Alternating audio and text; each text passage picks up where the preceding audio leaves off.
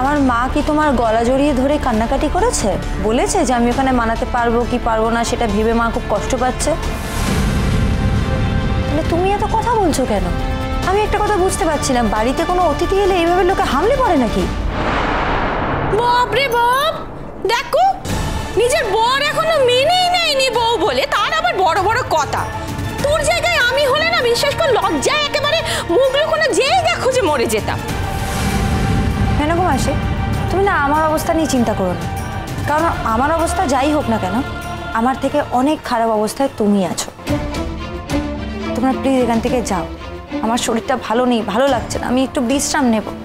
আর যার কথা তোমরা এত ভাবছো উনি এখানে কিছু খাবেন না, কিছুক্ষণ বসেই হয়তো চলে যাবে।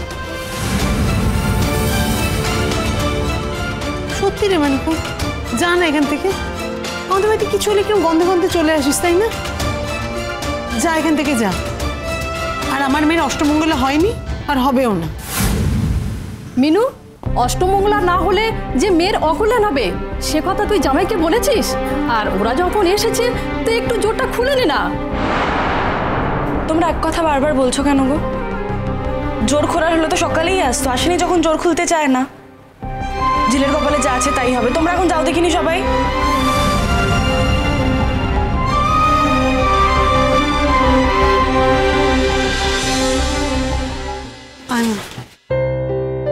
চল চল, এসো আমাদের ঘরের ব্যাপার।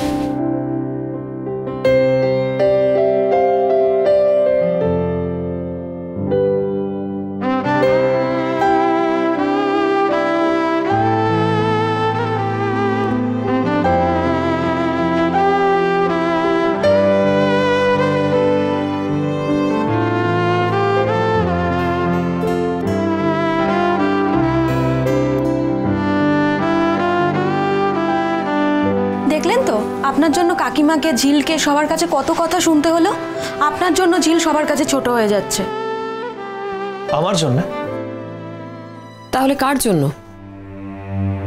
আচ্ছা, আপনি তো বিয়েটা মানেন না, তাহলে এই মিথ্যে জোরটা খুললে আপনার কি ক্ষতি হতো বলুন তো? অন্তত ঝিল এই বস্তিতে একটু স্বস্তিতে থাকতে পারতো।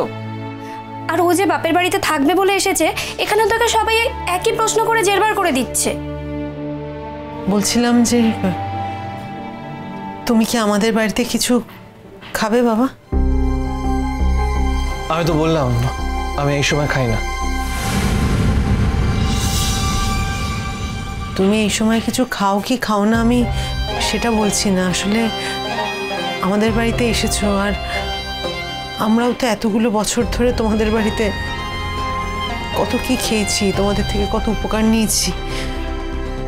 তাই তুমি এখানে এসছো, আমার তো বলা কর্তব্য, বলো তুমি কিছু খাবে কিনা, মানে তাই জিজ্ঞেস করলাম।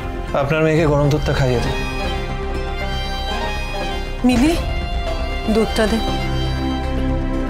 এই নে, দুধটা খেয়ে নে। একটা কাজ করো, তুমি খাইয়ে দাও। এত সহজে আমি মরবো না, আর যদি মরেও যাই কেউ আপনাকে দোষ দেবে না, তাই আপনি প্লিজ এত চিন্তা করবেন না আমাকে নিয়ে।